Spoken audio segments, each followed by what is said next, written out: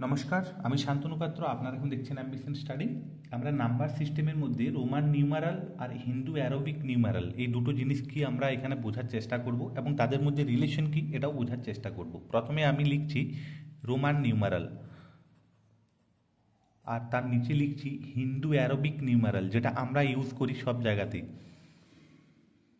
Hindu aerobic numeral. এরপর এই দুটোর মধ্যে ডিফারেন্স দেখুন। রোমান নিউমারালে যেটা এইরকমভাবে আমরা লিখি সেটা হচ্ছে হিন্দু নিউমারালের 1।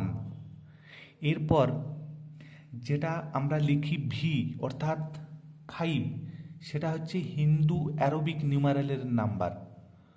এরপর আমরা যেটা রোমান নিউমারালে এক্স লিখি সেটা হচ্ছে আমাদের এখানে 10। আমরা যেটাকে লিখি এল, রোমান নিউমারালের এল মানে হচ্ছে হিন্দু অ্যারোবিকের 50। আমরা যেটা লিখি সি, সি ইকুয়াল টু হিন্দু অ্যারোবিকের 100। এইগুলোর মাধ্যমে সবই আমরা ডিনোট করতে পারবো। যেটা আমরা ডি লিখি, ডি মানে হচ্ছে 500। এবং যেটাতে আমরা এম লিখি, M equal to 1000।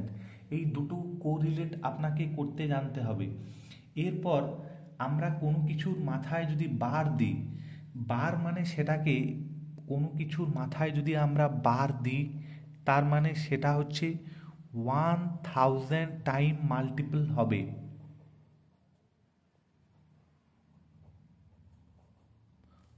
1000 time multiplied হবে। ধরুন আমি এই যে এইখানে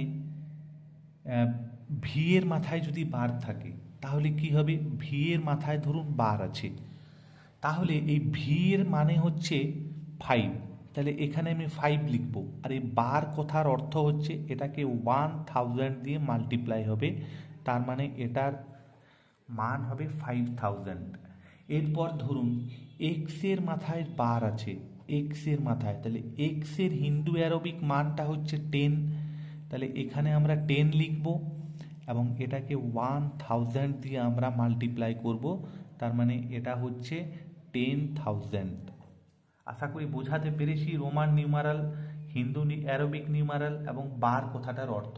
পরবর্তী ভিডিওতে আমরা অন্য কিছু নিয়ে আলোচনা করব। ধন্যবাদ ভিডিও দেখার জন্য।